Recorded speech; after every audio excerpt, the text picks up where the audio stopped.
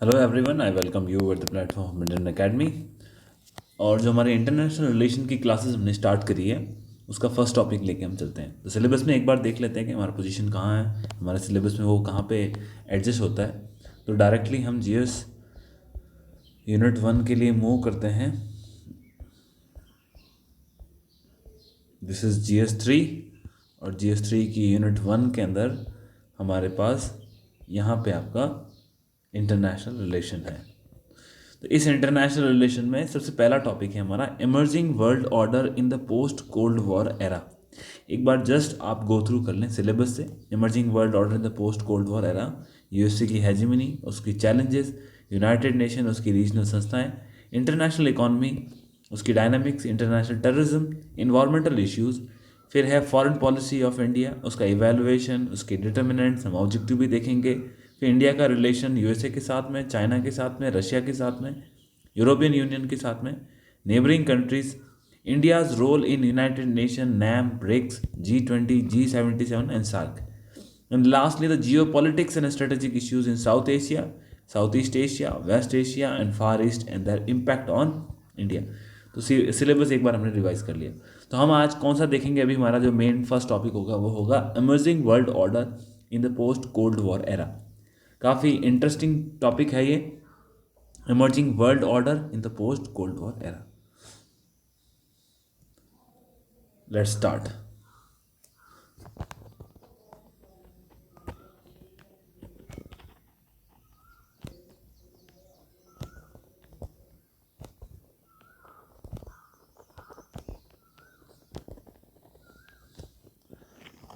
तो ये हमारा जो सिलेबस की पहली लाइन लिखी है वो है emerging world order in the post cold war era. सबसे पहले आपको ये समझना होगा कि आखिर वर्ल्ड ऑर्डर क्या है और कोल्ड वॉर क्या है। देखिए, वर्ल्ड ऑर्डर क्या है, जो डिफरेंट डिफरेंट हमारे लीडर्स हुए हैं उन्होंने इसकी डिफरेंट डिफरेंट संज्ञा दी है। परंतु जनरली अगर देखें तो हुआ क्या कि सबसे पहले आप जानते हैं कि जब यूरोप के अंदर मिडल एज ख़त्म हुआ और वहाँ पर जब डेमोक्रेसी पैदा हुई तो वहाँ पे एक कंसेप्ट पैदा हुआ था जिसे हम कहते हैं नेशन स्टेट। मतलब यानी कि एक राष्ट्र की अवधारणा का जन्म हुआ था। जब ये राष्ट्र की अवधारणा का जन्म वहाँ पे हुआ, इस अवधारणा ने क्या किया, राष्ट्र के लोगों को राष्ट्र के प्रति समर्पित कर दिया। उनके अंदर एक नेशनलिज्म की फीलिंग आ गई, राष्ट्रीयता की भावनाएं आ गई। अब चाहे वो एक डेमोक्रेटिक कंट्री हो और चाहे वो एक कैपिटलिस्ट कंट्री हो, चाहे वो सोशलिस्ट कंट्री हो, लेकिन उन सभी के अंदर भावना किसकी थी? एक राष्ट्र की भावना थी। और ये सबसे पहले कहाँ जन्म होता है इसका? यूरोप में। और इस राष्ट्र की भावना ने क्या किया, कुछ फॉल्ट लाइंस बना दी। फॉल्ट लाइन से यहाँ तात्पर्य क्या है? कुछ ऐसी जगह जहाँ मतलब कहते हैं ना रस्सी में जैसे गांठ पड़ जाती है, तो गांठ की जगह को हम कहते हैं फॉल्ट लाइन। इंटरनेशनल रिलेशन की लैंग्वेज में फॉल्ट लाइन के नाम से उसको जाना जाता है। फॉल्ट लाइन क्या है कि कोई ना कोई आपके बीच में आपस में एक विवाद है। जब आप उस विवाद को सॉल्व नहीं करते हो, इसको एक विवाद की जड़ भी कह सकते हैं, छोटा मोटा विवाद भी हो सकता है, उसको कहते हैं। और ये फॉल्ट लाइन किसके बीच बात कर रहे हैं? हम राष्ट्रों के बीच में बात कर रहे हैं। अब होता क्या है, जब वो फॉल्ट लाइन, जब उस फॉल्ट का हम समाधान नहीं निकालते हैं, आपस में बैठ के उसका हल नहीं निकालते हैं, तो होता क्या है, उस फॉल्ट लाइन पे सपोज हम उदाहरण लेते हैं यूएसए और रशिया। इन दोनों के बीच में रशिया की जगह आप USSR लिखें, बेटर रहेगा, क्योंकि जिस समय हम काल की चर्चा कर रहे हैं उस वक्त यूनाइटेड सोवियत संघ ऑफ रशिया था। अब हम जब इसकी बात करें तो अब मान लीजिए इन दोनों के बीच में एक फॉल्ट लाइन है, और सबसे बड़ी फॉल्ट लाइन जैसे ये थी कि यूएसए जो था वो किस में मानता था? वो मानता था एक कैपिटलिज्म में, और जबकि रशिया का जो मानना था वो था सोशलिज्म में। अब ये दोनों ही एक दूसरे की विपरीत विचारधाराएं हैं। अब इन दोनों के बीच में क्या हो गया, मान लीजिए कोई भी एक विवाद हुआ। हम दुनिया में बहुत सारे विवाद देख सकते हैं, जैसे कि वियतनाम में वार हुआ, कोरिया के अंदर हुआ, इवन अफगानिस्तान को लेकर के इनके विवाद हुए, मिडिल ईस्ट में लेके हुए, उसके बाद जो क्यूबन क्राइसिस थे क्यूबा को लेके हुआ। तो दुनिया में से बहुत सारे आपको एग्जाम्पल मिलेंगे जहाँ पर हमको फॉल्ट लाइन्स दिखती है। अब ये देखिए, ये तो फॉल्ट लाइन है ना, ये वर्ल्ड ऑर्डर को भी जोड़ती है और कोल्ड वॉर को भी जोड़ता है। इसको थोड़ा समझना ज़रूरी है। अब होता क्या है, जब भी कोई विवाद खड़ा होता है, जब भी कोई फॉल्ट लाइन क्रिएट होती है, उन ये राष्ट्र क्या करते हैं, उसको उस समस्या में अपनी विचारधाराओं को जोड़ते हैं। और क्या करते हैं, जैसे मान लीजिए, जैसे हम जानते हैं कि जर्मनी के अंदर वेस्ट जर्मनी और ईस्ट जर्मनी, उसके दो भाग कर दिए गए थे। एक वेस्ट जर्मनी थी और एक ईस्ट जर्मनी थी। अब जो ईस्ट जर्मनी थी उसके ऊपर इन्फ्लुएंस किसका था? यूएसएसआर का। और जो वेस्ट जर्मनी थी उसके ऊपर इन्फ्लुएंस किसका था? यूएसए का। अब ये इन्होंने क्या किया, वेस्ट और ईस्ट जर्मनी को बांट कर, यानी कि बर्लिन जो उसकी कैपिटल थी उसको भी बांट दिया गया था। ये बांटने के बाद आपस में विवाद तो होंगे ना। इन विवादों का क्या किया यूएसए रशिया ने, अपनी जो विचारधाराएं हैं इन विचारधाराओं को इन्होंने एक दूसरे पे थोपा। जैसे कैपिटलिज्म की विचारधारा को वेस्ट जर्मनी पे और सोशलिज्म की विचारधारा को ईस्ट जर्मनी पे। उस फॉल्ट लाइन का इस्तेमाल करते हुए उसने जर्मनी में लोगों को विचारधाराओं के आधार पे बांट कर उन लोगों के अंदर उनको आपस में डिवाइड किया। तो पहले तो क्या कोई समस्या थी, उस समस्याओं को विचारधाराओं को भाग दिया गया और विचारधाराओं को ऐसे दिखाया गया कि भाई आप तो बिल्कुल अलग अलग हो। जैसे आज हमारे यहाँ पे कई बार देखा गया कि इंडिया में कम्युनलिज्म में ऐसे दिखाया जाता है कि हिंदूज और मुस्लिम्स हैं, हिंदूज और मुस्लिम तो बिल्कुल अलग अलग हैं, परंतु वो लोग ये भी समझने का प्रयास नहीं करते कि इसी धरती पर, इसी जगह पर हमें दोनों ही वर्ल्ड ऑर्डर्स दिखाई देते हैं, हमें दोनों रिलीजन के पीसफुल को एग्जिस्टेंस के एग्जाम्पल्स मिलते हैं। परंतु ऐसे आपको दिखाया जाता है, ये रियलिटी नहीं है लेकिन आपको दिखाया गया है। अब उससे होता क्या है, आप आपस में बढ़ जाते हो। तो यहाँ पे यही काम हुआ कि इस फॉल्ट लाइन के माध्यम से इन विचारधाराओं का इस्तेमाल करते हुए दोनों भागों को बांट दिया गया। जब दो भाग हो जाएंगे तो होगा क्या, इसके बाद होता है पोलराइजेशन। पोलराइजेशन से मतलब क्या है कि आपको एक दूसरे से दूर लेके जाना, अलग अलग उसके भाग करती है। जब पोलराइज कर देते हैं, इस पोलराइजेशन के होने के बाद अलायंस बनने लगते हैं। कैसे अलायंस बने सर? जैसे मान लीजिए यहाँ पे वेस्ट जर्मनी, जैसे वेस्ट जर्मनी था उसमें कुछ समस्याएं हुई, यूएसए के ने अपनी विचारधाराएं वहाँ थोप दी। विचारधाराएं थोपने के बाद उसने वेस्ट जर्मनी को कई प्रकार समर्थन दिया, उसको पोलराइज किया, ईस्ट जर्मनी यूएसएसआर की तरफ, वेस्ट जर्मनी इस तरफ। अभी जो यूएसए के जितने भी दोस्त हैं ना, वो सारे के सारे वेस्ट जर्मनी को सपोर्ट करेंगे किसी भी फॉर्म के अंदर। तो वहाँ उनके बीच में क्या एक अलायंस बन जाएगा। ये अलायंस आपने वर्ल्ड वॉर 1 में भी देखे होंगे, ये अलायंस आपने वर्ल्ड वॉर 2 के अंदर भी देखे होंगे, और ये अलायंस आज जो हमारे प्रॉब्लम चल रही हैं प्रेजेंट टाइम के अंदर भी ये आपको अलायंस देखने को मिलेंगे। प्रेजेंट टाइम के जो अलायंस बन रहे हैं मैं आपको बता दूंगा, बाकी वर्ल्ड वॉर 1 और वर्ल्ड वॉर 2 आई होप जो हमारा हिस्ट्री में टॉपिक है वहाँ आपने इसको डेफिनेटली पढ़ा होगा कि किस प्रकार वहाँ पर अलायंसेस बने थे और इन अलायंसेस के कारण ही विश्व में युद्ध हुए थे।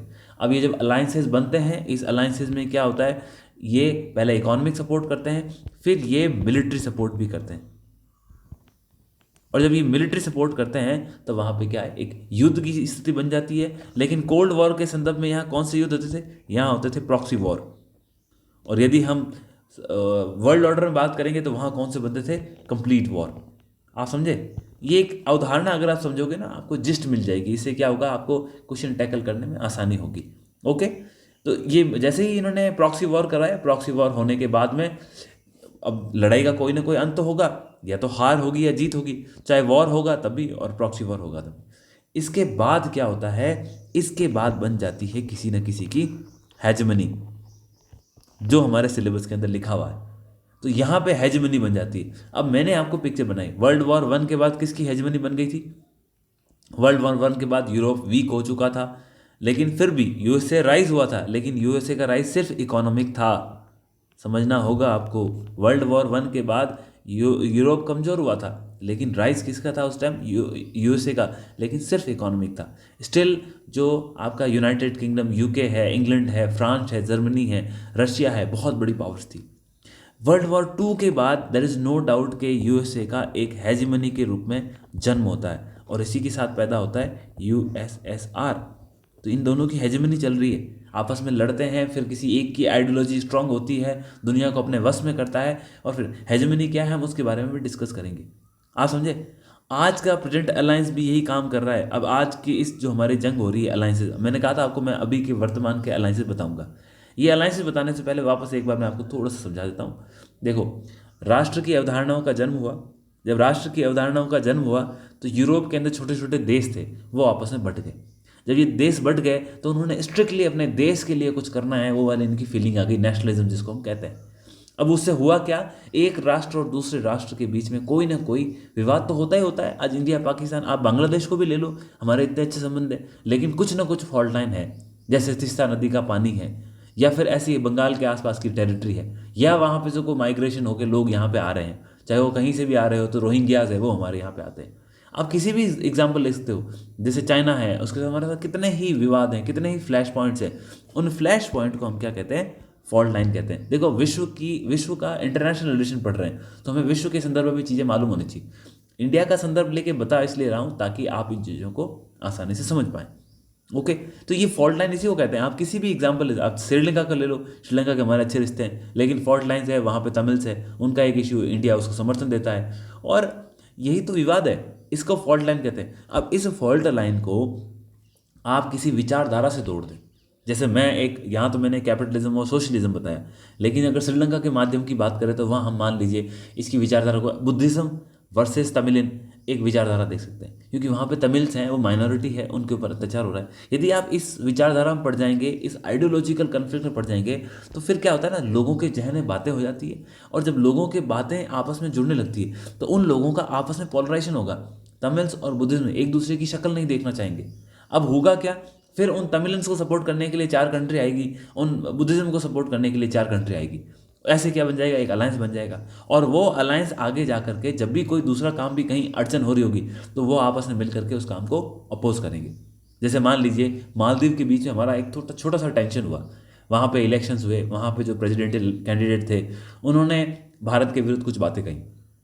उन्होंने कहा कि भारतीय सेना का मैं एक भी सिपाही है वो यहाँ पे नहीं रहने दूंगा। अब आप ये देखिए, अगर 10 सिपाही वहाँ रहते हैं तो वो क्या वहाँ पे कोई कॉलोनी बनाएंगे या फिर कोई एक्सपांशन करेंगे? अब नॉर्मल होता है हमारे यहाँ पे, जैसे कोई जैसे राफेल एयरक्राफ्ट हमारे पास है, तो इस वाजिब सी बात है कि फ्रांस के कई सारे सैनिक होंगे, उसके एयरफोर्स के कुछ पायलट्स भी हो सकते हैं, उनकी टेक्निकल टीम्स भी हो सकती है, वो हमारे यहाँ पे उस इक्विपमेंट को हैंडल करने में हेल्प कर रहे होंगे। तो ऐसा ही नॉर्मल है, ये ग्लोबलाइजेशन का ज़माना है, तो यहाँ पर कंट्रीज़ के आपस के संबंधों को सुदृढ़ करने के लिए हम जैसे एक दूसरे से आयात और निर्यात करते हैं, तो होता है दूसरी कंट्री के लोग एक दूसरी कंट्री में रहते हैं। जैसे हमारे यहाँ से कई बहुत सारे लोग हैं जो वेस्ट में जाकर के वहाँ पे एजुकेशन देते हैं। इसका मतलब ये नहीं है कि हम यूएसए को जीतना चाहते हैं, आप समझे? तो यही मालदीव ने उसने लोकल एक इलेक्शन के एजेंडा को बनाने के लिए उसने भारत का विरोध किया। अब हुआ क्या, वो सीड कहीं ना कहीं एक आइडियोलॉजिकल में बटने लगा, आइडियोलॉजी में बटा, तो भारत ने बोला ठीक है, हम आपकी कोई सहायता नहीं करेंगे। हमने लक्षद्वीप को एक हमने टूरिज्म हॉटस्पॉट के रूप में उसको उठाने का प्रयास किया। अब मालदीव जिसकी पूरी की पूरी अर्थव्यवस्था उस पर टूरिज्म पर टिकी है, यदि अगर लक्षद्वीप थोड़ा सा भी उठता है, मालदीव को तो नुकसान है ना। तो ये चीज़ें ये दिखाती है। अब उसके चक्कर में वो चाइना की तरफ चला गया, तो यानी देखिए आप एक अलायंस बनने लग गया, वो चाइना के पास जाएगा, चाइना का कोई और दोस्त होगा वो भी मालदीव को सपोर्ट करेगा, पाकिस्तान है वो मालदीव को सपोर्ट करेगा। इस प्रकार से अलायंसेस बन जाते हैं। और फिर होता क्या है, आज के ज़माने में प्रॉक्सी वॉर, ये नहीं बोल सकते प्रॉक्सी वॉर नहीं हो, लेकिन कभी भविष्य में हो सकता है। तो यही चीज़ें होती है, और फिर वही अलायंस जा करके कोई ना कोई मिलिट्री का एक ग्रुप बन जाता है, और ये युद्ध वगैरह ऐसी स्थिति बनती है। तो ये एक जो सीक्वेंस था, ये सीक्वेंस आपको पता होना चाहिए, और यही सीक्वेंस वर्ल्ड ऑर्डर बनाता है, आप समझ गए? और यही सीक्वेंस कोल्ड वॉर में हमको देखने को, कोल्ड वॉर के अंदर जितने भी युद्ध हुए ना, उन युद्धों को हम प्रॉक्सी वॉर कहते हैं, और वो प्रॉक्सी वॉर आइडियोलॉजिकल कन्फ्लिक्ट के कारण ही लड़े गए। अब हम बात करते हैं वर्ल्ड ऑर्डर के बारे में।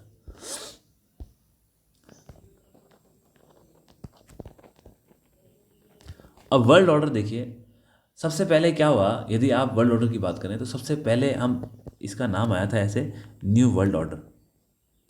और ये नाम जो न्यू वर्ल्ड ऑर्डर, ये नाम कौन लेके आया था?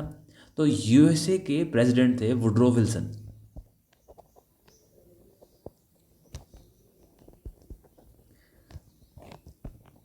ये यूएसए के प्रेसिडेंट थे।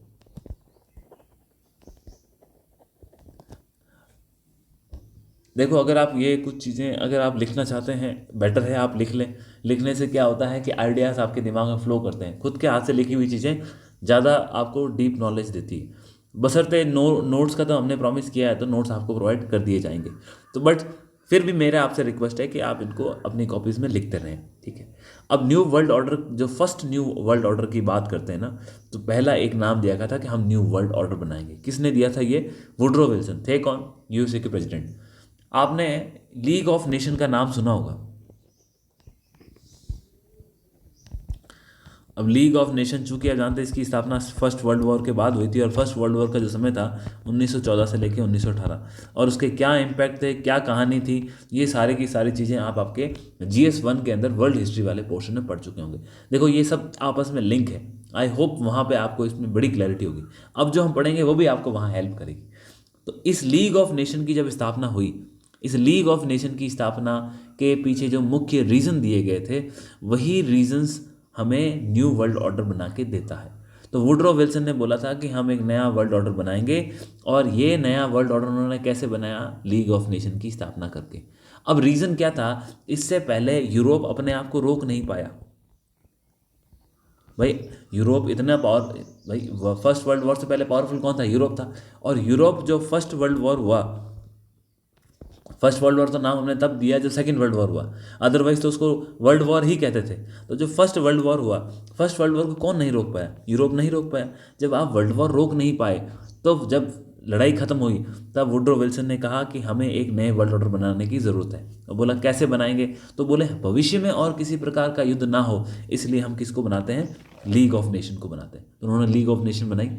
और ये जो लीग ऑफ नेशन थी, हालांकि इसमें ये क्यों फेल हुई, कई रीजंस है, हम उसकी बात भी कर लेते हैं। चलो, लीग ऑफ नेशन के बनने के साथ ही फर्स्ट न्यू वर्ल्ड ऑर्डर बना। ये कंसेप्ट किसने दिया? Woodrow Wilson. में 2 मार्क का क्वेश्चन है, पूछ लेगा, आप इसको ध्यान रखें। वुडरो विल्सन के 14 पॉइंट्स थे। उन 14 पॉइंट्स की अवधारणा के आधार पर ही लीग ऑफ नेशन का जन्म हुआ था। इसमें कई कमियां थी, लेकिन जो लीग ऑफ नेशन को बनाया गया था, उसके पीछे आइडिया क्या दिया था वुडरो विल्सन ने? वुडरो विल्सन का कहा था कि हम जस्टिस, फेयरनेस और इक्वालिटी, इन 3 कंसेप्ट के ऊपर काम करेंगे और हम लीग ऑफ नेशन बनाते हैं।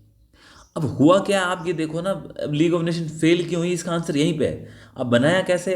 न्यू वर्ल्ड ऑर्डर के कंसेप्ट को यूएसए के प्रेसिडेंट वुडरो विल्सन लेके आए। उनके 14 पॉइंट्स की अवधारणा के आधार पर इसका निर्माण किया गया, 1919 के अंदर किया गया। इसका मुख्य उद्देश्य यही था कि चूंकि यूरोप इससे पहले किसी विश्व युद्ध को नहीं रोक पाया, तो भविष्य में इस प्रकार की संभावनाओं को रोकने के लिए लीग ऑफ नेशन का निर्माण किया गया। इसका निर्माण जो था वो जस्टिस, फेयरनेस और इक्वालिटी के कंसेप्ट पे किया गया। ये तो हो गई सारी इसकी अच्छी बातें। अब आता है कि कमियां क्या थी। यदि आप कमियों की बात करेंगे ना, सबसे पहले आप ये देखो, लीग ऑफ नेशन का आपने जो बनाया ना, ये बनाया आपने जस्टिस, फेयरनेस और इक्वालिटी के आधार पे। इसके अंदर ये गुण इक्वालिटी का दिखता ही नहीं। क्यों? क्योंकि जो लीग ऑफ नेशन थी वो एंटी जर्मनी थी।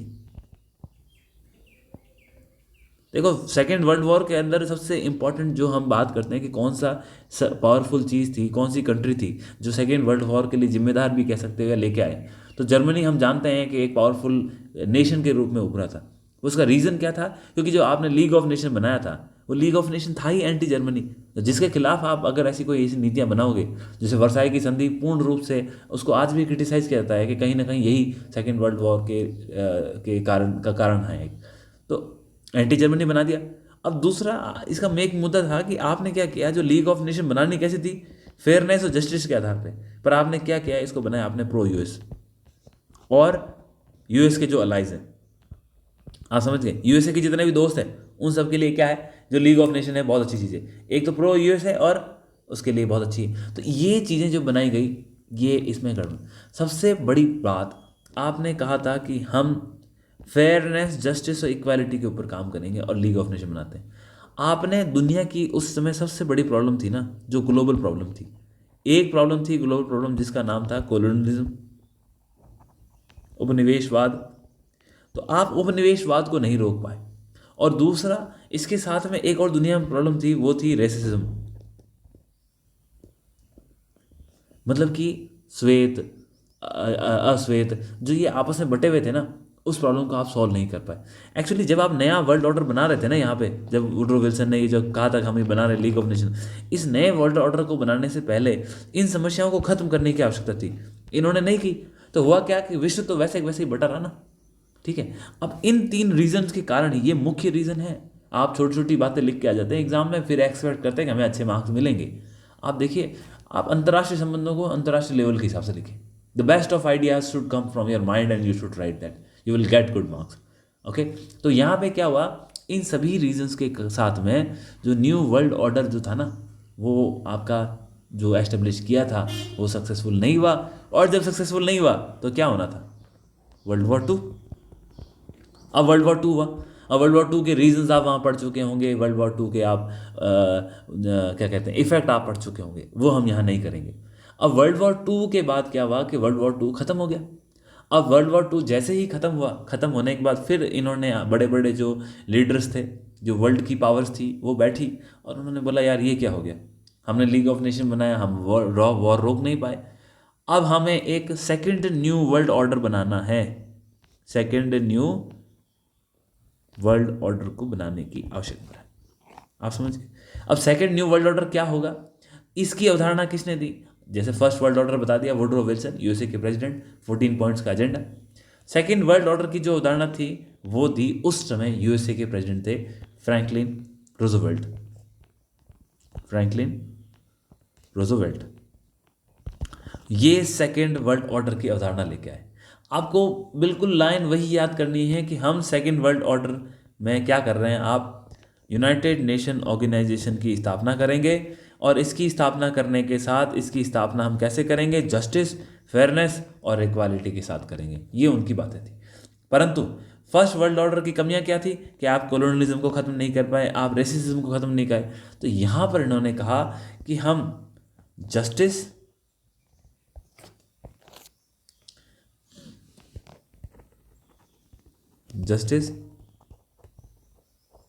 इक्वालिटी, फेयरनेस, इन 3 गुणों को रखेंगे, परंतु साथ में हम क्या करेंगे, एंटी कोलोनियलिज्म की पॉलिसी अपनाएंगे। मतलब कि उपनिवेशवाद की जो विचारधारा है उसका हम अंत करेंगे।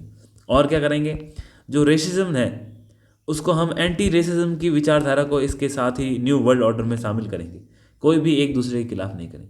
और इन सब विचारों के साथ हम किसका निर्माण कर रहे हैं, इन सब विचारों के साथ हम निर्माण कर रहे हैं आपके सेकेंड वर्ल्ड ऑर्डर का। आई होप आपको यहाँ पर 2 वर्ल्ड ऑर्डर क्लियर हो गए होंगे। आपके सिलेबस में क्या लिखा है, आपका सिलेबस बोलता है कि emerging world order in the post cold war era. अब मैंने आपको वर्ल्ड ऑर्डर्स बता दिए कि वर्ल्ड ऑर्डर्स कैसे हुए। अब आप इसको कैसे आपके एग्जाम में क्वेश्चंस में यूज़ करते हैं, it is totally up to you, how better you can use it. हो गया ये। अब इन वर्ल्ड ऑर्डर्स के बाद में आप जानते हैं उसके बाद कोई वर्ल्ड वॉर नहीं हुआ, लेकिन हमारे सिलेबस के अंदर एक साथ में और वर्ड लिख दिया, अब पोस्ट कोल्ड वॉर एरा। तो कोल्ड वॉर क्या है और उसके बाद कैसा वर्ल्ड ऑर्डर हुआ, हमें वो हमारे सिलेबस के हिसाब से क्वेश्चन डायरेक्ट लाने की संभावना है, उसको देख लेते हैं। तो अब आए कोल्ड वॉर पे। कोल्ड वॉर का क्या है ना, जब सेकेंड वर्ल्ड वॉर खत्म हुआ, सेकेंड वर्ल्ड वॉर खत्म होने के बाद यूनाइटेड नेशन की स्थापना कर दी गई। अब यहाँ पे विश्व के अंदर 2 ही पावर बची मेन, यूएसए और यूएसएसआर। अब ये दोनों ही अपनी विचारधाराओं के ऊपर लड़ने लगी। मैंने विचारधाराएं बता दी, एक कैपिटलिस्ट और दूसरी सोशलिस्ट। ठीक है, इन विचारधाराओं के ऊपर लड़ने को लगे। आपको मैं उदाहरण दूं, 1971 का इलेक्शन का एक पेज था जो कल या परसों द हिंदू न्यूज़पेपर में आ रखा था। उस पेज के अंदर एक नई दिल्ली की एक फ़ोटो दिखाई गई है। उस फोटो में एक बोर्ड लगा है, उस बोर्ड के ऊपर इलेक्शंस के रिजल्ट लिखे हैं। तो यहाँ पे पार्टियों के नाम लिखे हैं, जैसे Indian national Congress, Indian national Congress. तो उसके अंदर 4 नाम आपको मिलते हैं कम्युनिस्ट पार्टी के। देखो कुछ चीज़ें होती हैं ना, ऑब्जर्वेशन स्किल आपकी अच्छी होनी चाहिए। 4 नाम थे कम्युनिस्ट पार्टी के। तो यहाँ पे ये लिख रहा था कि ये 17 सीटों पे आगे चल रही है, 3 जीत चुके हैं, ये 7 सीटों पे आगे, ये जनसंघ का भी नाम था। तो आप यहाँ पे देखिए कम्युनिस्ट पार्टी के सामने भी यहाँ कम से कम 8 सीटें जीत चुकी है, 3 में आगे, 10 सीटें जीत चुकी, 2 में आगे। तो आप ये सोचें 1971 के अंदर भी सोशलिस्ट, जो कि कम्युनिज्म एक उसी की विचारधारा का पार्ट है, कितनी स्ट्रांग थी। ये मैं इंडिया की बात कर रहा हूँ और ये इम्पैक्ट है किसका, जो हम बात कर रहे हैं वर्ल्ड ऑर्डर का। तो हम किस तरह से साम्यवाद की विचारधारा से, हमारे पास भी सोशलिज्म की विचारधारा हमारे यहाँ पर भी कितनी एग्रेसिव थी। अब इन सब ने किसको जन्म दिया, अब ये डायरेक्टली तो एक दूसरे से लड़ नहीं सकते। क्यों? इन्होंने बनाया यूनाइटेड नेशन ऑर्गेनाइजेशन, इन सब ने मिलकर ही तो बनाया और बोला हम ये नहीं करेंगे, वो नहीं करेंगे, और ये नहीं चाहते थे कोई नई लड़ाई हो। इसीलिए तो प्रॉक्सी वॉर शुरू हुआ। प्रॉक्सी वॉर कैसे शुरू होते हैं ये मैं आपको स्टार्टिंग में बता चुका हूँ एक सीक्वेंस में। नहीं समझ में आया, please go again and check. अब इन प्रॉक्सी वॉर का इस्तेमाल करते हुए ही अब कोल्ड वॉर एक जो विचारधारा है वो जन्म हुई। अब कोल्ड वॉर है क्या एक्चुअली, इसको हिंदी में कहते हैं शीत युद्ध। क्या ठंड में लड़ा गया था? नहीं, ऐसा नहीं।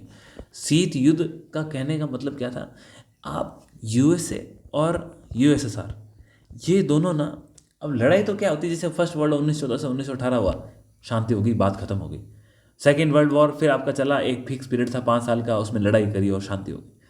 कोल्ड वॉर ना अनिश्चितकालीन युद्ध था, मतलब any time you are in the state of war, आप हमेशा टेंशन में हो, क्योंकि ये जो युद्ध था ना वो आइडियोलॉजिकल ग्राउंड्स के ऊपर लड़ा गया था। आइडियोलॉजिकल ग्राउंड, दो ही विचारधाराएं हैं, इनके आधार पर लड़ा जा रहा था। ठीक है, अब कैपिटलिज्म मानता था आज़ादी, लिबर्टी, इसकी विचारधाराएं थी, और जो सोशलिज्म था वो बोलता है नहीं, हम तो इक्वालिटी में विश्वास करते हैं, समानता, स्टेट है वो सबको एक साथ एक तरीके से देखेगा। बोला हमारे यहाँ पे कोई प्राइवेट प्रॉपर्टी कंसेप्ट नहीं होगा, ठीक है, लेबर को पूरी पावर्स होगी। ठीक है, तो ये मतलब क्या है कि अगर किसी अमीर के पास ज़्यादा प्रॉपर्टी है तो हम उसे लेकर के गरीब को दे देंगे और गवर्नमेंट उसको रीडिस्ट्रीब्यूट करेगी। हमारे यहाँ पर भी आज भी ये कंसेप्ट है, हम इसको कई प्रकार से करते हैं। जो हमारा टैक्सेशन का सिस्टम है वो रिट्रीब्यूटिव जस्टिस का काम करता है। हम अमीरों से टैक्स ज़्यादा लेते हैं, गरीबों से कम लेते हैं, फिर उसको हम गवर्नमेंट अपनी स्कीम्स के माध्यम से गरीबों में उसको रीडिस्ट्रीब्यूट करती है। आई थिंक अब कोल्ड वॉर के बारे में बात कर लूँ। कोल्ड वॉर, शीत युद्ध, ये जैसे ही आपका सेकेंड वर्ल्ड वॉर खत्म होता है, एक कांस्टेंट, कोल्ड वॉर ऐसा नहीं बोल सकते कि साहब आज स्टार्ट हुआ था और कल खत्म हो गया। कोल्ड वॉर एक अनिश्चितकालीन युद्ध की स्थिति थी जिसके अंदर दोनों ही देश अपनी विचारधाराओं के आधार पर लड़ रहे थे और वो कांस्टेंट इसमें इन्वॉल्व रहे। इवन आज भी कोल्ड वॉर खत्म नहीं हुआ है। अब क्या हुआ है, यूएसए और चाइना, ये कोल्ड वॉर 2.0 चल रहा है। अब क्या है, जैसे वर्ल्ड वॉर 1 जब हुआ तब तक तो उसका नाम वर्ल्ड वॉर ही था, या उसको टोटल वॉर या ग्रेट वॉर कहते थे।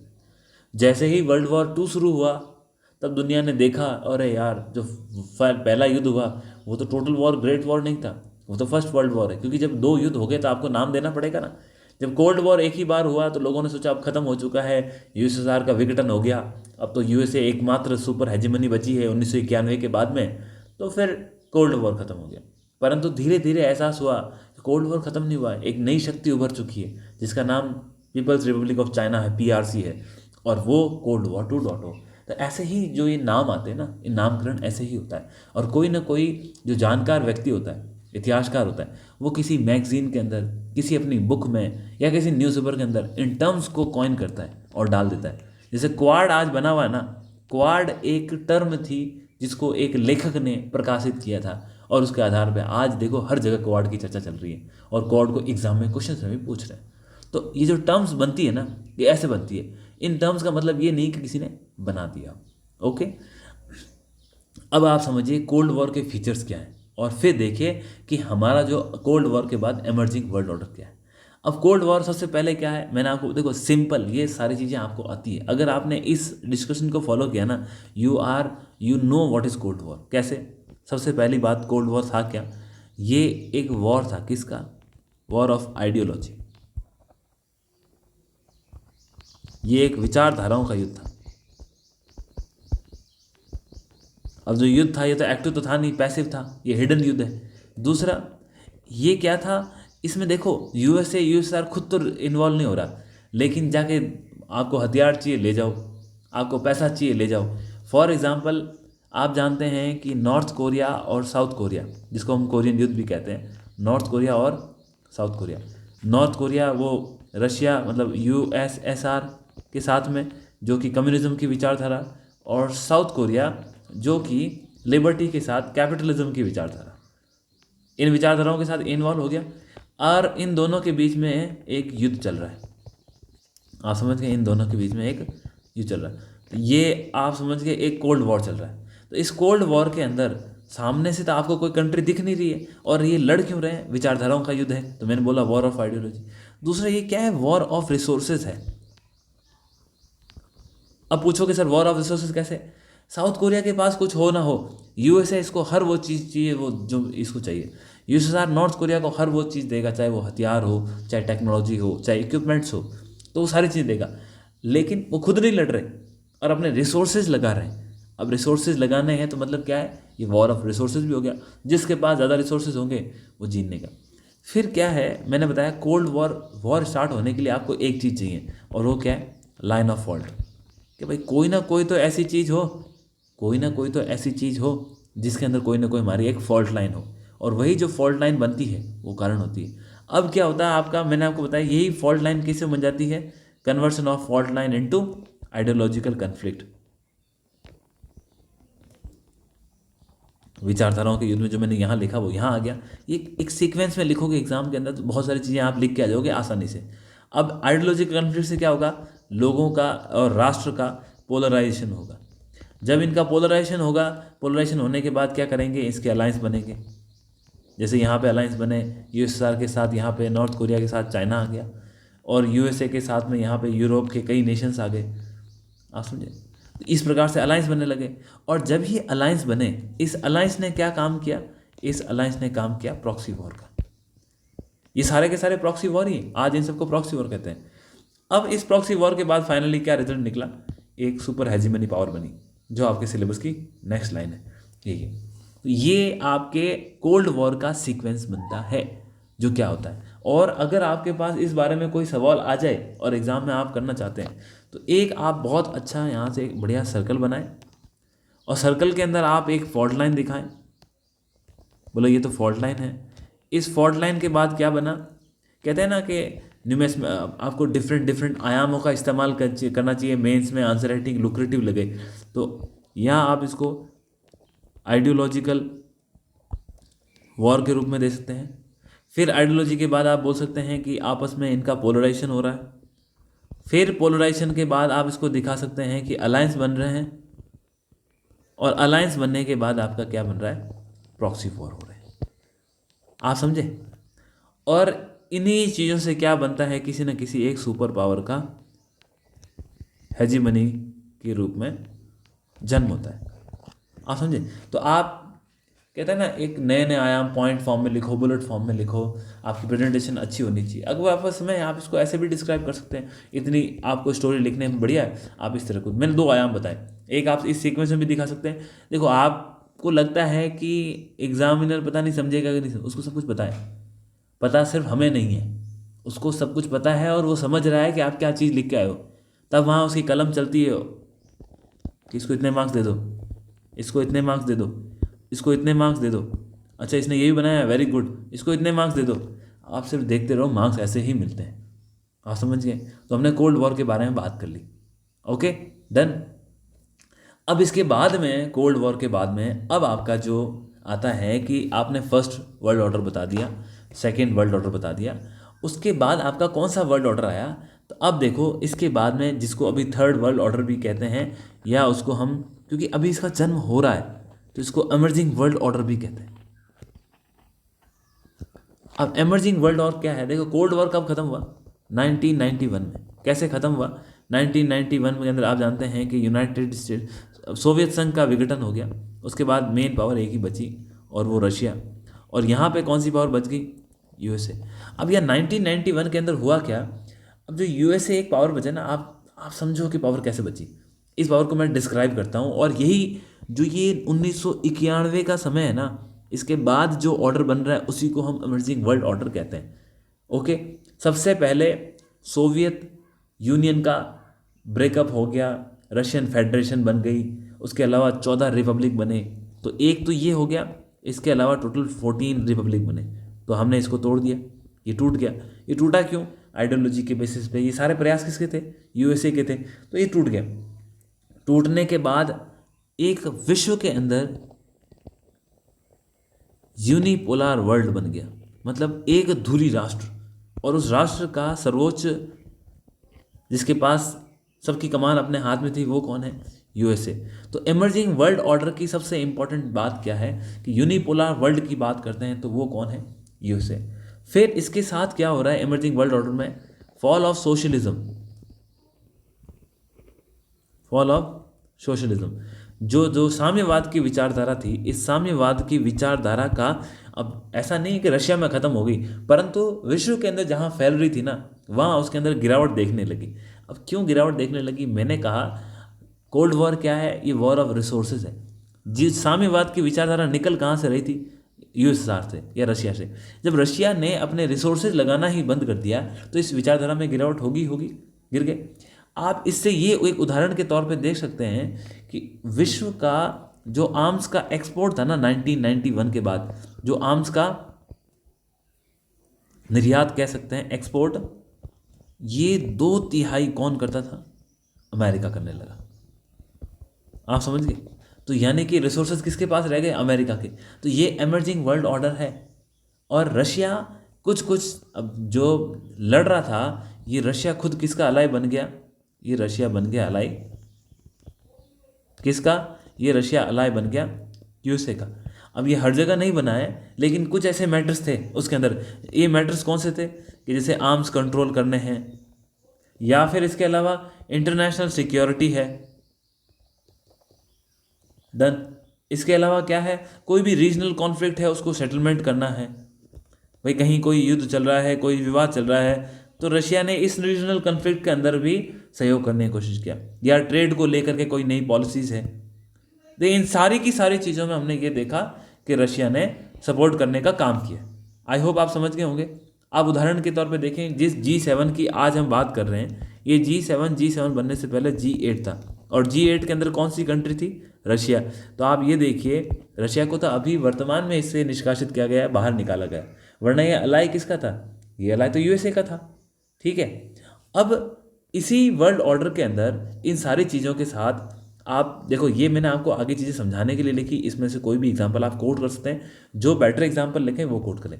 जैसे न्यू आपको अगर पूछे इमर्जिंग वर्ल्ड ऑर्डर क्या है, इमर्जिंग वर्ल्ड ऑर्डर 1991 के बाद में विचारधाराओं के आधार पर लड़े गए युद्ध में यूएसए एक सुपर पावर बन के उभरा, और जब ये यूएसए सुपर पावर बन के उभरा तो इन दोनों में आपस में विघटन हो गया। इस विघटन के अंदर रशिया, जो कि उसका टूटने के बाद यूएसए एक यूनिपोलर वर्ल्ड के रूप में सोशलिज्म के गिरने के कारण एक शक्ति के रूप में उभरा। यही चीज़ें हैं ना। तो यूनिपोलर वर्ल्ड हो गया, फॉल ऑफ सोशलिज्म हो गया, आर्म्स का निर्यात है वो 2/3 अमेरिका अपने हक में करने लगा, रशिया कई चीज़ों में यूएसए का अलाई बन गया। ये सारी चीज़ें होने के बाद आपको आगे ये समझना है कि इससे पहले जो यूरोप था ना, अब ये यूरोप कहीं भी किसी के आसपास भी नहीं है ताकि ये यूएसए को कहीं चैलेंज कर सके। फर्स्ट वर्ल्ड वॉर के बाद तो उसके पास कुछ पावर थी कि ये किसी को चैलेंज कर लेता, अब नहीं कर सकता। और इसी समय के अंदर चाइना ने एग्रेसिव या ये कहें कि चाइना एक शानदार इकोनॉमिक ग्रोथ करता है, और चाइना इकोनॉमिक ग्रोथ करते हुए इस ग्रोथ के साथ ही आगे बढ़ता है। चाइना एक एग्रेसिव इकोनॉमिक ग्रोथ करना है, और ये समझना, चाइना की जो एग्रेसिव इकोनॉमिक ग्रोथ थी ना, ये सिर्फ और सिर्फ कोल्ड वॉर के बाद नहीं, कोल्ड वॉर के दौरान और कोल्ड वॉर से पहले भी हुई। क्योंकि कोल्ड वॉर तो काफ़ी लंबे समय से चलता है, 1945 से लेके 1991 तक, तो हम इसको फर्स्ट कोल्ड वॉर 1.0 भी कहते हैं। ठीक है। अब एक इसके साथ ही हमारे सिलेबस में भी लिखा है, एक नॉन अलाइंड मूवमेंट चलाया था, और ये जो नॉन अलाइंड मूवमेंट था, ये भी क्या हो गया, कोल्ड वॉर के इस समय में लेस रिलेवेंट हो गया।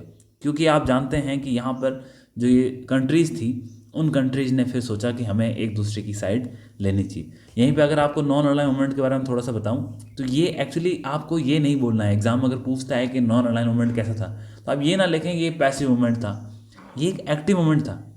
ठीक है। और इसके अंदर कोई भी नॉट न्यूट्रल कंट्रीज़ नहीं थी।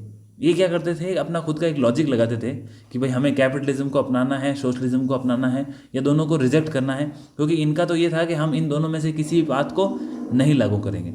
और इसके बाद ये किसी प्रकार से अलायंसेस के खिलाफ नहीं था। ठीक है। मतलब ये नहीं कि आप कोई ग्रुप बना लिया आपने, क्योंकि ये भी किसी ना किसी ग्रुप के पार्ट थे, परंतु ये हमेशा कैपिटलिज्म और सोशलिज्म की विचारधाराओं को अपने पास किसी पॉलिसी में अपनाने से पहले ये उसका आकलन या मूल्यांकन करते थे। और ये इनका मुख्य मुद्दा यही था कि हम किसी प्रकार के मिलिट्री इंगेजमेंट में शामिल नहीं होंगे। और नॉन अलाइन मूवमेंट ने सबसे बड़ा काम क्या किया, जो फॉल्ट लाइन बन रही थी ना, उस फॉल्ट लाइन को ख़त्म करने का प्रयास किया, उसको कम करने का प्रयास किया। इससे होगा क्या, फिर आपका आइडियोलॉजिकल लेवल पे वो नहीं होगा। और ये डिसआर्मामेंट के अंदर बहुत विश्वास रखता था कि हमें क्या है कि आर्म्स रेस को बढ़ावा नहीं देता है। और बातचीत का तरीका या निगोशिएशंस है, इसके अंदर इसका एक मुख्य विचार था। और नॉन अलाइन मूवमेंट के अंदर जैसे आप जानते हैं घाना, इंडिया, इंडोनेशिया, ये मुख्य देश थे जो इसको लेके आए थे। तो यहाँ पे जो आपके इस जब इमर्जिंग वर्ल्ड ऑर्डर के अंदर जैसे यूनिपोलर वर्ल्ड बना, सोशलिज्म में गिरावट हुई, और सोशलिज्म में गिरावट के साथ अमेरिका एक हेजिमनी के रूप में क्यों उभरा कि आर्म्स के एक्सपोर्ट के ऊपर कंट्रोल था। रशिया भी जो कि पावर था, सामने ऑपोजिशन पार्टी थी, वो भी यूएसए के साथ कई चीज़ों में उसका अलायंस हो गए, सारी जगह नहीं, कुछ बातों में जो डिस्कशंस हुए, ट्रीटीज़ हुई। और यूरोप जो सेकेंड वर्ल्ड वॉर से पहले पहले बहुत पावरफुल था, अब यूएसए को टक्कर देने के लिए किसी भी लेवल पे तैयार नहीं था। और चाइना की भी एग्रेसिव इकोनॉमी ग्रोथ होती है, और नॉन अलाइन मूवमेंट इस समय एक लेस रिलेवेंट चीज़ रह गई थी। ओके, अब इसके साथ इस एमर्जिंग वर्ल्ड ऑर्डर में आपको नया दिखेगा क्या? Free markets. देखो, आपको यही तो चीज़ें यहाँ ऐड करनी है, और हमारे सिलेबस में एक लिखा है कि हमें इंटरनेशनल इकोनॉमी के कंसेप्ट बताने हैं, तो वो आपको कहाँ से मिलेंगे? वो आप यहीं इन चीज़ों से ही रिलेवेंट कर सकते हैं। तो आपको यहाँ पे एमरजेंस दिखने को मिलता है, किसका? फ्री मार्केट का। Emergence of free markets, emergence of free market आपने को देखने मिल रहा है। इसी एमरजेंस ऑफ फ्री मार्केट से एक नई आइडियोलॉजी जिसको पेनेट्रेट किया गया था, वो था डेमोक्रेटिक सिस्टम। और ये democratic system emerging world order का एक मुख्य भाग है। ठीक है, अब इस फ्री मार्केट से क्या हुआ? एफडीआई के निवेशों में वृद्धि हुई विश्व के अलग अलग देशों में, चाइना के अंदर गया, जो वर्तमान में इंडिया की तरफ आकर्षित हो रही है। अब जो इंटरनेशनल संस्थाएं बनाई गई थी, इंटरनेशनल मॉनेटरी फंड है, इसका इन्फ्लुएंस बढ़ा, क्योंकि ये सब किसके अंडर में है? यूएसए के अंदर। वर्ल्ड बैंक बना, ये जो पहले बन गए थे, अब ये किसके इन्फ्लुएंस में काम कर रहे हैं? इनकी पावर्स और बढ़ गई। अब इसके साथ इस एमर्जिंग वर्ल्ड ऑर्डर के अंदर जो यूनाइटेड नेशन है ना, उसके ऊपर भी कुछ प्रभाव पड़े। क्या प्रभाव पड़े? यूनाइटेड नेशन अब एक सिर्फ और सिर्फ, आप ये देखो, एक एक्टिविस्ट के तौर पे काम कर रहा था। और किसका एक्टिविस्ट था ये था यूएसए का। पहले क्या, वहाँ पे कांस्टेंट चैलेंज मिल रहा था उसको अलग अलग जगह से, परंतु अब ये किसका एक्टिविस्ट रह गया? यूएसए। तभी तो आज आप देखो, विश्व का हर राष्ट्र बोलता है कि यूएसए के अंदर चैलेंज हो रहे हैं। आप समझ रहे हो? तो इन एक्टिविस्ट जो थे, तो यहाँ पे यूनाइटेड नेशन पे ये असर पड़ा कि यूएसए, जो यूनाइटेड नेशन है, एक एक्टिविस्ट की तरह काम कर रहा है। क्यों? On behest of home?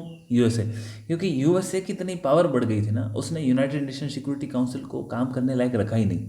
और इसीलिए तो वर्तमान में आज देखो ना, कोई भी राष्ट्र है, चाहे वो जापान है, चाहे वो इंडिया है, चाहे फ्रांस है, चाहे जर्मनी है, सब चाहते हैं कि यूनाइटेड नेशन सिक्योरिटी काउंसिल के अंदर बदलाव। कई राष्ट्र हैं इंडिया को समर्थन करते हैं, कई दूसरे को। लेकिन मुख्य मुद्दा क्या है इसमें? बदलाव की मांग क्यों हो रही? यूएसए ने इसको अपनी ग्रिप में रखा। ठीक है, अब क्या है, यूनाइटेड नेशन ऑर्गेनाइजेशन का आपने जो स्थापना करी थी ना, कुछ मूल उद्देश्य थे, मैंने पहले बताया। इसमें से आपके ट्रांसपेरेंसी, फिर आपका डेमोक्रेटिक सिस्टम, तो ये सारे के सारे जो प्रिंसिपल्स हैं ना, वो प्रिंसिपल तो खत्म हो गए, क्योंकि यूएसए ने अपनी इतनी हेजमनी इसके ऊपर एस्टेब्लिश कर दी। अब जो उसके फंक्शन थे यूनाइटेड नेशन के, वो खत्म होने लगे। आप एग्जाम में इन चीज़ों को उदाहरण के तौर पे लिखो। कैसे लिखोगे? अगर आपको जानकारी है कि फर्स्ट गल्फ वॉर हुआ था,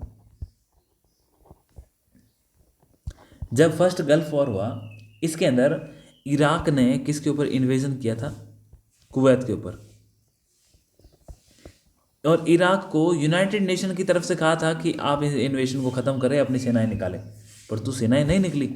ये दिखाता है कि किस प्रकार यूनाइटेड नेशन के ऊपर यूएसए ने एकाधिकार कर लिया था, उसकी फंक्शनिंग को प्रभावित किया था। उसके बाद 2003 के अंदर इसी यूएसए ने क्या किया, जो इराक है उसके ऊपर अटैक कर दिया। अब उसके ऊपर क्या मोटिव्स थे, क्यों किया, बहुत सारी उसके ऊपर कहानियाँ हैं। लेकिन जब यूएसए ने अपनी मर्जी से उसके ऊपर अटैक किया, यूएन कुछ नहीं कर पाया। तो ये दिखाता है कि यूएसए का जो डोमिनेशन था, वो एक बहुत ही स्ट्रॉन्ग पावर के रूप में था, और यही एमर्जिंग वर्ल्ड ऑर्डर था। इसी डोमिनेशन ने उसने क्या किया, इसी यूएसए ने फिर सपोर्ट किया किसको? इंडस्ट्रियल कंट्री को, कि आप आगे बढ़ाओ। इन्होंने क्या किया, जो ग्लोबल साउथ है उसको गिराया। और जो इंडस्ट्रियल कंट्री है, जिसके अंदर आप G7 की बात करते हो, परमानेंट 5 की बात करते हैं, ये सब थे। ठीक है, और जो ग्लोबल साउथ है उसको इन्होंने तोड़ दिया, उसको मार्जिनलाइज कर दिया। ठीक है, उसके ऊपर पॉलिटिकल और इकोनॉमिक प्रेशर बनाए। और इसी के साथ अब जो हमें इस एमर्जिंग वर्ल्ड ऑर्डर में देखने को दिखता है कि अब एक नया सिस्टम बनाया गया है। ये आपको ज़्यादातर यहाँ चर्चाओं में, कहीं बुक्स में नहीं मिलता है, और ये सिस्टम है एशिया पैसिफिक, जिसको हम इंडो पैसिफिक भी कहते हैं। यही तो आपके एग्जाम में सवाल पूछा गया था। आपसे 10 नंबर में सवाल आया था इंडो पैसिफिक के बारे में, वहाँ की जियो पॉलिटिक्स है उसके बारे में। क्यों पूछा गया? क्योंकि आप ये जो हमारा इमर्जिंग वर्ल्ड ऑर्डर है ना, इस इमर्जिंग वर्ल्ड ऑर्डर को हम समझ ही नहीं पा रहे हैं कि इमर्जिंग वर्ल्ड ऑर्डर में हो क्या है, इसकी सीक्वेंस, इसकी स्टोरी, तब जा कर के उन्होंने ये आपको इंडो पैसिफिक पूछा, क्योंकि इसमें हो क्या रहा है। अब ये जो कन्फ्लिक्ट था नॉर्थ और साउथ का, उसको अब डिवाइड करके ईस्ट और वेस्ट का कन्फ्लिक्ट बनाया जा रहा है, समझे आप। पहले क्या था, global south versus global north. इस ग्लोबल साउथ के अंदर कौन है, इस ग्लोबल साउथ के अंदर बाकी सारी कंट्रीज जो भी है, डेवलपिंग कंट्रीज है या डाउन टोडन कंट्रीज है, वो आती है। और ग्लोबल नॉर्थ के अंदर यूएसए और जो P5 या परमानेंट नेशंस हैं वो आते हैं। अब ये जो युद्ध है ना, ये जो इमर्जिंग वर्ल्ड ऑर्डर के अंदर, ये ग्लोबल साउथ और ग्लोबल नॉर्थ नहीं बचा। अब क्या हो रहा है, ये डिवाइड हो चुका किसमें, ईस्ट वर्सेस वेस्ट। अब यहाँ वेस्ट कौन है, आप जानते हैं यूएसए है। यहाँ वेस्ट कौन है, यूरोप के नेशंस हैं। और ईस्ट कौन है, ईस्ट में आपको मिलेगा रशिया, चाइना। अब इसी के साथ सऊदी अरेबिया, ईरान, इन सबको जोड़ा जा रहा है। और इसी के बीच में फंसी हुई एक राष्ट्र है इंडिया, जो आज भी नॉन अलाइन मूवमेंट को कहीं भी पूर्ण रूप से त्याग नहीं कर पाए। आप समझ रहे, हम हमारे यूज़ के स्थान पे, लेकिन डिवाइड जो विश्व अब हो रहा है ईस्ट और वेस्ट की लाइन पे, इसीलिए तो नाम दिया गया, क्या नाम दिया गया, इंडो पैसिफिक। और दूरी बन रही है विश्व की, इमर्जिंग वर्ल्ड ऑर्डर की, सेंटर ऑफ ग्रेविटी सारा का सारा यहाँ शिफ्ट हो चुका है। आई होप यहाँ तक जो भी हमने डिस्कशन किया आपने उसको फॉलो किया होगा। इमर्जिंग वर्ल्ड ऑर्डर की बात करी हमने, कोल्ड वॉर की बात करी हमने, एक बार हम रिवाइज कर लेते हैं। ओके, वर्ल्ड ऑर्डर की बात कर रहे थे, कोल्ड वॉर की, नेशन स्टेट की कंसेप्ट को बताया मैंने आपको, कैसे फॉल्ट लाइन का जन्म होता है, फिर वो विचारधाराओं का युद्ध बनता है, फिर उसमें आपस में एक दूसरे में पोलराइजेशन होता है, फिर अलाइंसेस बनते हैं, और ये अलाइंसेस मिलिट्री होते हैं, इकोनॉमिकल होते हैं, और लास्ट में इन अलाइंसेस के आधार पे प्रॉक्सी वॉर लड़ी जाती है। यूएसए, यूएसआर दो बड़ी बड़ी शक्तियाँ थी जो इस काम को कर रही थी। फिर आगे चले, वर्ल्ड ऑर्डर जो अभी तक हमने देखे, सबसे पहला जो न्यू वर्ल्ड ऑर्डर देखा गया या फर्स्ट वर्ल्ड ऑर्डर जिसको बोलते हैं, वुडरो विल्सन यूएसए के प्रेसिडेंट, उन्होंने 14 पॉइंट्स दिए थे। लीग ऑफ नेशन की स्थापना उसी के आधार पर हुई थी। जिस लीग ऑफ नेशन की स्थापना की गई थी उसका उद्देश्य था कि हम जस्टिस, फेयरनेस और इक्वालिटी के आधार पर इसको बना रहे हैं, ताकि भविष्य में इस प्रकार की दोबारा युद्ध ना हो। फर्स्ट वर्ल्ड वॉर को हम ग्रेट वॉर, टोटल वॉर भी कहते हैं। आई होप ये सारी चीज़ें आपने GS1 के अंदर वर्ल्ड हिस्ट्री के पोर्शन में अच्छे से करी होगी। फिर इसकी कुछ कमियां थी, जैसे ये जो हमारा लीग ऑफ नेशन था वो जर्मनी के खिलाफ था, ये यूएसए और उसके अलायंस की तरफ ज़्यादा झुका हुआ था। और जो ग्लोबल प्रॉब्लम्स थी, जैसे जिसमें उपनिवेशवाद और रेसिज्म की, उसके खिलाफ इसमें कोई कंसेप्ट नहीं थे। तो इसने विश्व को बांटने की जगह तोड़ने का काम किया, जिस कारण से सेकेंड विश्व युद्ध भी हुआ। उसके मतलब जो मुख्य कारण है उनमें से एक कारण ये भी था। फिर वर्ल्ड वॉर 2 के बाद में जो यूएसए के प्रेसिडेंट थे फ्रैंकलिन रूजवेल्ट, उन्होंने सेकेंड न्यू वर्ल्ड ऑर्डर का कंसेप्ट दिया, जिसके अंदर यूनाइटेड नेशन की स्थापना की गई। और इसके जो प्रिंसिपल थे, जस्टिस, इक्वालिटी, फेयरनेस, जो हम लीग ऑफ नेशन की स्थापना के समय लेके आए थे वो लिए। और उसके बाद एंटी कोलोनलिज्म और एंटी रेसिज्म, ये सारी चीज़ें आई। फिर सेकेंड वर्ल्ड ऑर्डर जो एस्टेब्लिश हो चुका ना, उसके बाद 1991 के अंदर आपको इसका जो सेकेंड वर्ल्ड ऑर्डर है वो खत्म दिखता है, और हमें इमर्जिंग न्यू वर्ल्ड ऑर्डर, या जिसको हम थर्ड वर्ल्ड ऑर्डर भी कहते हैं, इसके अंदर एकमात्र शक्ति के रूप में यूएसए का जन्म होता है। सोशलिज्म, जो साम्यवाद की विचारधारा रशिया यूएसएसआर की थी, उसमें गिरावट देखने को मिलती है। आप यूएसए की हेजमनी का, उसकी पावर का इस तरह से देखते हैं कि जो आर्म्स का एक्सपोर्ट होता है वो विश्व में 2/3 कौन कर रहा होता है, अमेरिका। और रशिया जो यूएसए को चैलेंज कर रहा था, तो वो अब अमेरिका के समर्थन में कई जगह उसके साथ ट्रीटी करता है, जिसके आर्म्स कंट्रोल की ट्रीटी हो गई, या फिर आपका स्पेस स्टेशन के अंदर कॉपरेशन हो गया।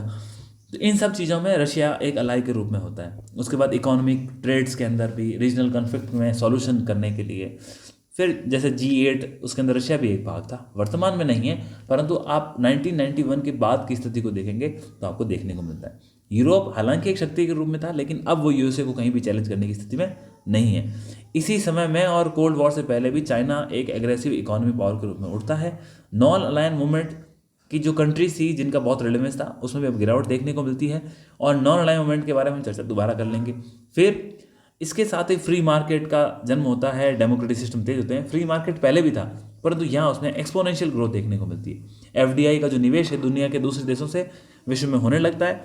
IMF और वर्ल्ड बैंक, इनकी पावर्स के ऊपर एकाधिकार होने लगता किसका, यूएसए का। यूनाइटेड नेशन की जो फंक्शनिंग थी, जो ट्रांसपेरेंसी और डेमोक्रेटिक प्रिंसिपल पर आधारित थी, वो सफ़र होती है और ये सिर्फ और सिर्फ एक यूएसए का एक्टिविस्ट बन के रहता है। गल्फ वॉर के अंदर और इराक का जो अटैक किया था यूएसए ने, इसमें हमें ये क्लियर हो गया कि जो यूएसए के ऊपर यूनाइटेड नेशन किसी प्रकार का एक्शन नहीं ले पा रहा था और ये एक तरह से टूथलेस टाइगर वाला काम कर रहा था। ठीक है, उसके बाद इंडस्ट्रियल कंट्री को यूएसए ने सपोर्ट किया। ग्लोबल साउथ जो था उसके अंदर इसकी जो डिमांड्स थी उसमें गिरावट देखने को मिली और विश्व के अंदर नए सिस्टम देखने को मिले, जो वर्तमान के अंदर एक एशिया पैसिफिक और इंडो पैसिफिक दो सिस्टम है। जो वॉर था वो ग्लोबल साउथ और ग्लोबल नॉर्थ, ऐसा ये है कि ये आपस में ये भी आइडियोलॉजिकली है लेकिन ये डेवलपमेंट के बेस पे है। तो ग्लोबल साउथ और ग्लोबल नॉर्थ की जो डिवाइड थी वो अब आगे बढ़ के ईस्ट वर्सेस वेस्ट हो रही है। और इस ईस्ट वर्सेस वेस्ट का एक उदाहरण आज जो ईरान का जो युद्ध है, ईरान वर्सेस इजराइल, और जो आपका यूक्रेन वर्सेस रशिया, इन दोनों ही युद्ध में आप देख सकते हैं कि कौन किसको सपोर्ट कर रहा है, किस प्रकार ये जो फॉल्ट लाइन थी वो कन्फ्लिक्ट ऑफ आइडियोलॉजी बन रही है, और ये जो कन्फ्लिक्ट ऑफ आइडियोलॉजी है किस प्रकार से इसमें अलायंस सिस्टम बन रहे हैं पोलराइजेशन होके।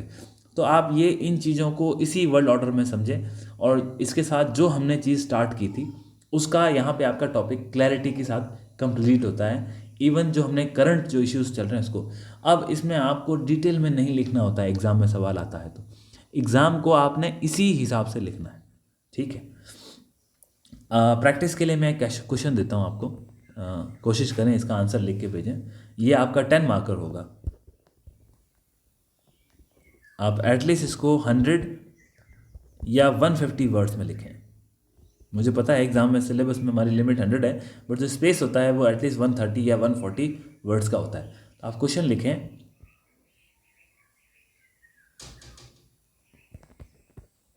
हाउ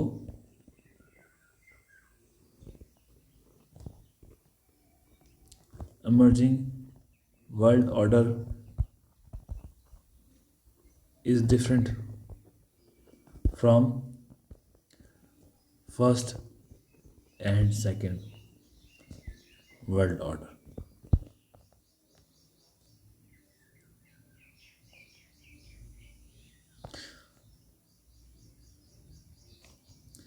तो ये आप इसका आंसर लिख के भेज जरूर इसको हमारे टेलीग्राम चैनल पे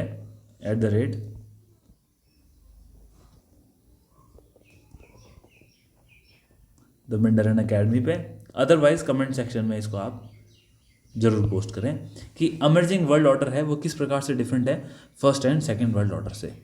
आई होप जो हमारी ये क्लास थी वो काफ़ी हेल्पफुल रही होगी, और किसी प्रकार कोई डाउट है तो कमेंट्स में ज़रूर डाल दें, और भी किसी प्रकार की कोई क्वेरी हो तो आप ज़रूर टेक्स्ट करें। Thank you so much, do well, इस पर हार्डवर्क करें, एंड मेरी आपसे रिक्वेस्ट होगी इस क्वेश्चन को आप ज़रूर लिखें। हिंदी माध्यम में भी आप उसको कन्वर्ट कर सकते हैं कि जो हमारा जो विश्व का नया एक ऑर्डर है वो किस प्रकार से पहले और दूसरे वर्ल्ड ऑर्डर से अलग था। First world order, second world order, emerging world order या थर्ड वर्ल्ड ऑर्डर, हम तीनों के बारे में डिटेल में हमने इसमें डिस्कशन किया है।